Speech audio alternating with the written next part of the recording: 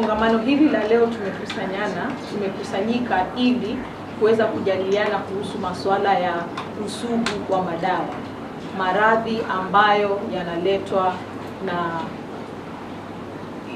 kuangalia usugu wa madawa ambayo tunatumia katika kutibu maradhi yetu yote ambayo tunakuwa nayo ya kawaida katika wakazi wetu na katika jamii zetu. Usugu wa dawa ama kitu tunaita hiyo antimicrobial resistance inamaanisha ni mtu kuwa na maradhi ambayo inaletwa na kama chembe kama vile bakteria ama virusi, lakini inakuwa haisikii ile dawa imekuwa sugu tayari, na hii inaletwa na njia tofauti. Mojawapo ni katika sisi wenyewe, vile tunavyojitibu wenyewe kwa wenyewe maradhi yetu tulionayo. Homa kidogo tumekimbia kwa chemist, tumechukua antibiotic. Mafua kidogo tumejichukulia dawa, ile kitu tunaita self prescription, mtu unataka kujitibu wewe mwenyewe. Na kwa saa hizi ukiangalia dawa nyingi ambazo tunatumia katika kutibu maradhi kama hizi antibiotic ni dawa ambazo zinatakikana kupeanwa kutoka kwa hospitali na mhudumu awe ameiandika kwa ukamilifu. Lakini mara kwa mara tunaona wengi tunazipata tu mitaani kiholela kwa chemist bila kupata mtu ushauri wa daktari, bila mtu kupimwa kisawasawa.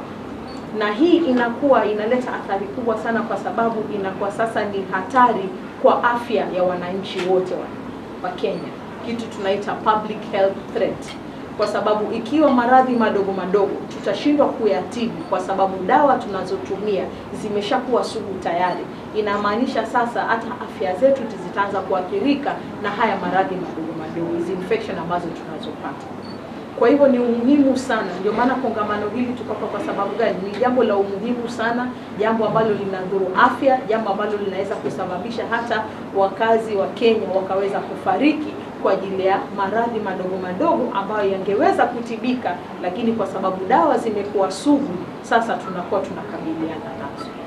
Kwa hivyo ni muhimu sana, ili kama nyinyi washikadau wetu ambao mmekuja hapa kuja kuhudhuria kongamano hili, tuweze kuwafahamisha Wakenya wenzetu kuhusu kukabiliana na usugu wa madawa. Mtu akiwa mgonjwa, tafadhali aende kwa hospitali sawasawa, akapanguliwe kisawasawa, aandikiwe dawa ya kisawasawa.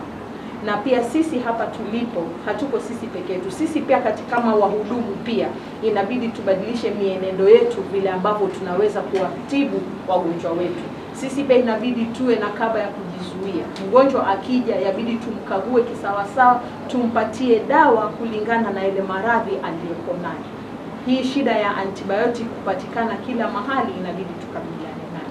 Na hapa pamoja na sisi wenzetu, tuko sisi hapa kwa kaunti ya Mombasa, lakini tuko na serikali kuu ambayo pia imewakilishwa hapa. Tuko na washikadau wenzetu ambao tunafanya kazi nao pamoja katika utafiti wa hii shida ya usugu wa madawa. Shirika la KEMRI wako hapa, shirika ambayo inahusika na watoto, shirika tunaita ya public health, afya ya umma katika serikali kuu, wote wako hapa, na pamoja tunaendelea kufanya kazi kwa bidii ili kuweza kuhakikisha tunaelimisha wakazi wetu wa Kenya kuhusu usugu wa dawa, na pia ili tunaweza kuelimisha wahudumu wetu wa afya ili kuweza kufuata mikakati iliyowekwa na kufuatilia zile taratibu ambazo zimewekwa katika mahospitali katika kutibu maradhi haya yote madogo na makubwa, ili tuweze kukabiliana na hili janga ambalo sasa hizi tunaliita usugu wa dawa, ambayo ni antimicrobial resistance.